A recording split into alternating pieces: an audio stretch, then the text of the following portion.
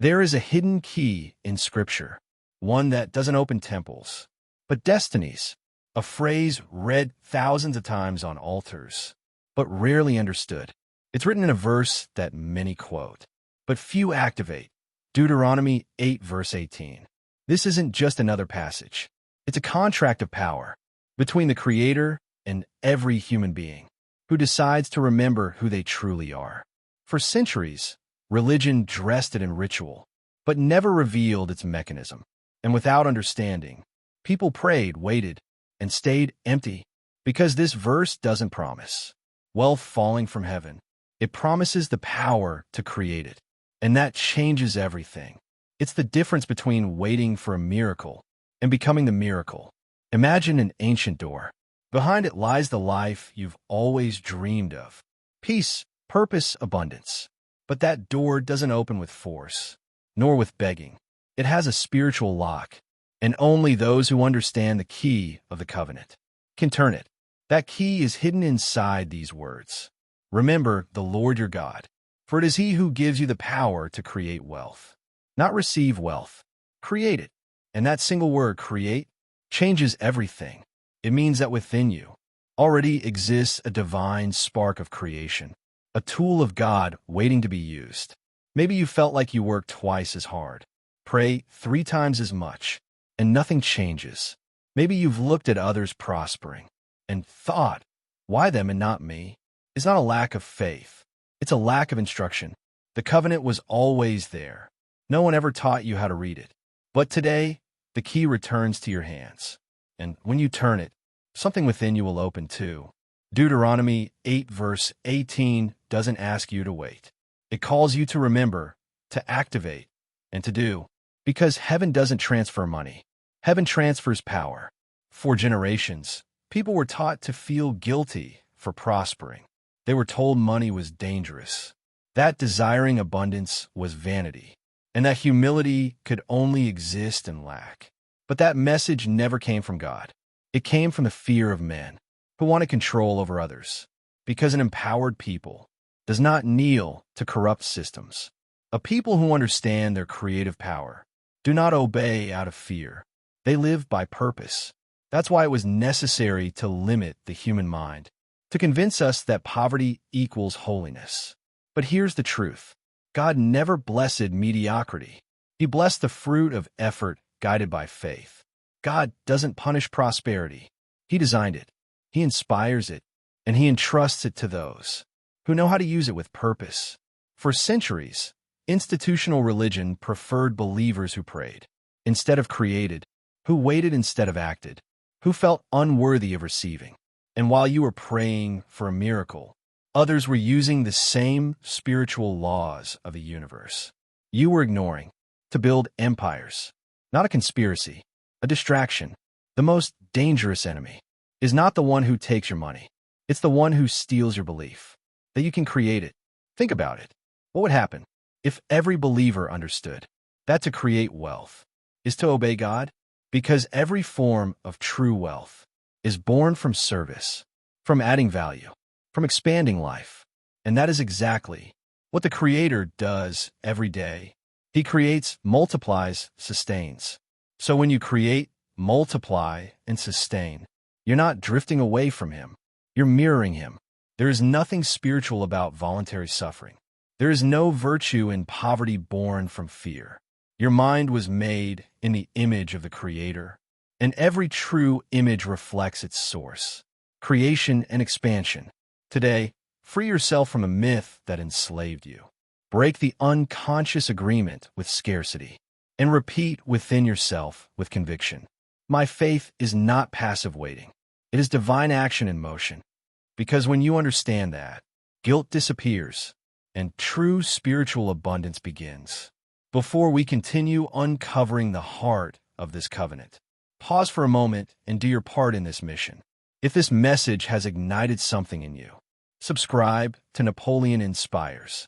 Every video here is another key to the same divine covenant awakening within you. Like this video, so that this word reaches more souls. Comment what resonated with your spirit, and share it with someone who needs to remember their power.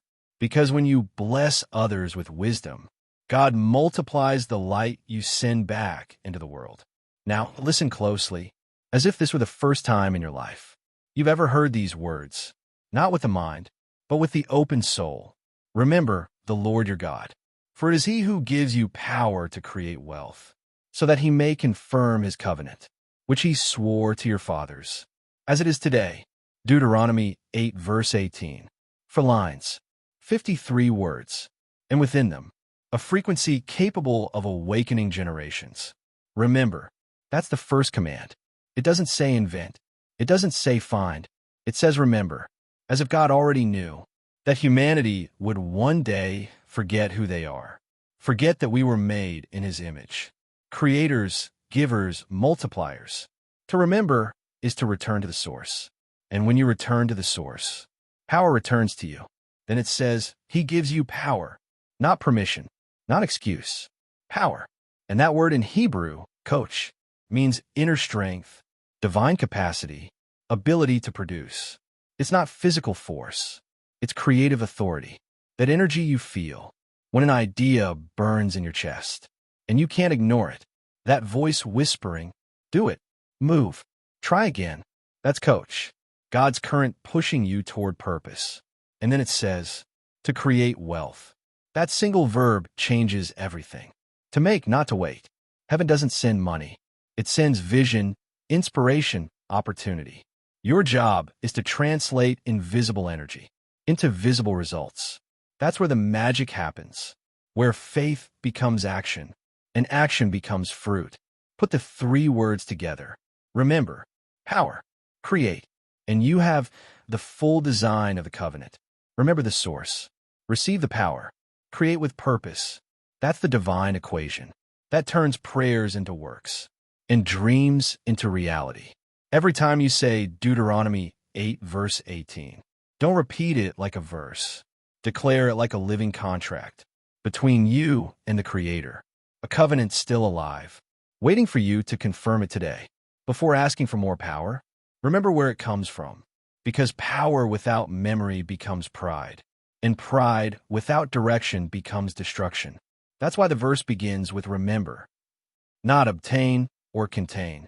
Memory is the foundation of the covenant. To remember is not mental. It's spiritual. It reconnects you to the source that gave you life. Have you ever noticed how people work, struggle, and still feel empty? Because they're disconnected from the purpose of their power. They think prospering means accumulating. But the soul knows to prosper is to expand life. When you forget the source, power becomes distorted. It stops flowing and turns into anxiety, into fear of losing, into endless need for validation. But when you remember your source, you stop competing and start creating. You stop comparing and start becoming. Because when you know who gives you power, you realize abundance can't be stolen. It can only be reflected. Look at nature. The river doesn't force itself to flow. It simply remembers where it came from. The same happens with you. When you remember your origin, abundance begins to move toward you effortlessly. Remember the Lord your God, not because He needs to be remembered, but because you need to remember, so you don't get lost on the way. When you remember, the ego dissolves, hurry disappears, and fear transforms into trust. Here's what you must write upon your spirit today. God doesn't compete with your success. He celebrates it, because every time you prosper with purpose, you confirm His covenant. Your growth is evidence of His faithfulness. Your peace is proof of His presence. So when you succeed, don't say, I did this alone. Say, thank you. This power was entrusted to me. That's sacred humility, not the kind that makes you small, but the kind that makes you aware.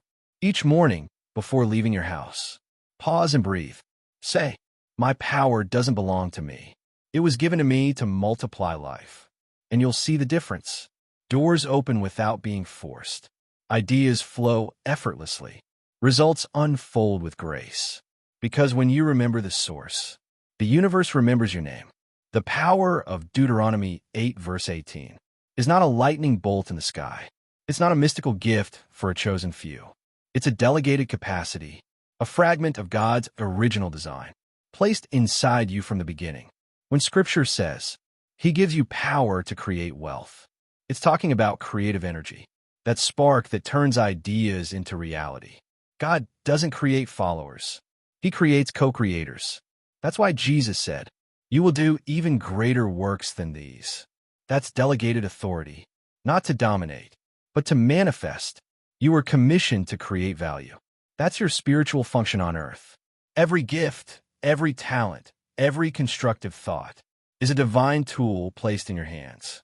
The mistake is believing your work isn't spiritual. When you teach, heal, sell, build, if you do it with divine awareness, you serve the eternal purpose, because everything that expands life is sacred. The enemy of that power isn't sin. It's ignorance of who you are. Every time you say, I can't, you silence part of the power that was entrusted to you. But inside you, there's a generator of creation, waiting for direction. It wasn't placed there by chance. It was placed so you can transform what you touch, multiply what you receive, and make the invisible visible. That power isn't pride. It's responsibility. Use it well, and you confirm the covenant. Ignore it, and you weaken it. That's why some people chase money, while others are chased by it. The difference isn't effort. It's consciousness. Some act from fear. Others act from power. Those who act from fear survive. Those who act from power serve. And the universe always rewards service, never desperation. So ask yourself today, how am I using the power I've been given? Am I investing it to create value or to feed my fears? Because wherever you place your energy, that's where your reality blooms. Don't fear your power. Fear wasting it. Because the moment you decide to activate it, you'll realize you were never weak. You were only disconnected from your design. Power is not a privilege. It's a divine assignment. And when you honor it, heaven backs every step you take. The covenant doesn't end with power. It begins there, because power without action rusts. Faith without movement dies silently. That's why the verse says, power to create wealth. Not to dream it, not to imagine it, to create it. God doesn't bless inactivity. He blesses intention turned into motion, ideas turned into action, purpose turned into tangible value. For years we confused faith with passive waiting. But true faith is not staring at heaven. It's moving before the path appears. Faith acts in the invisible, trusting that the ground will rise beneath your feet. The universe doesn't respond to excuses. It responds to movement. Because movement is the sign of life. And all life in expansion confirms the covenant. That's why some people pray endlessly and see no fruit. Not because God ignored them, but because they never did what He told them. They asked for open doors, but never walked toward them. They waited for miracles, but never prepared the ground to receive them. God gave you the power to do, and that verb means action, strategy, risk, and faith. There is no creation without motion. The universe itself began with a command. Let there be light, and there was light. Your words also create, but they need coherence. It's not enough to say, I believe. Your actions must shout it. Your habits must prove it. Your energy must confirm it. Because money, opportunity, alignment, they don't come to those who wait. They come to those who move with purpose. Do something, anything today. A call, an idea written down, a seed planted in faith. God doesn't ask for perfection. He asks for action. And when you move, heaven aligns. Remember this. The result doesn't depend on how big your step is, but on how firm your intention is when you take it. Stop waiting for the perfect moment. The moment is now. And as you walk, the power God placed within you will begin to manifest in ways your mind can't yet imagine. Because faith that doesn't move grows cold, but faith that acts ignites universes. A few years ago, there was a humble farmer named Andres. His hands were rough, his eyes tired, working from sunrise to sunset sowing wheat. Every year he barely survived, and every year he prayed, Lord, give me a good harvest. Until one night, listening to a teaching about Deuteronomy 8 verse 18, something inside him shook. For the first time, he understood. The verse wasn't about asking for more. It was about doing more with what he already had. That night, under the moonlit fields, he looked at the golden wheat and thought, If God gave me power to create wealth, why am I waiting for it to fall from heaven? Maybe the blessing isn't in the seed, but in what I do with it. He stopped selling raw grain and started grinding it, packing it with his name, turning effort into identity. He called it the covenant bread. At first, no one believed in his idea, but he kept going. While others slept, he learned. While others prayed for miracles, he made them. In less than 2 years, his small idea became a thriving business. He no longer sold wheat, he sold value. He no longer worked to survive, he worked to serve. When they asked him his secret, he smiled and said, "I stopped asking for blessings and started using them," because he had understood. The power to create is not a special gift. It's a spiritual law. Those who sow with faith and purpose multiply. And you can too. That same covenant breathes inside you right now.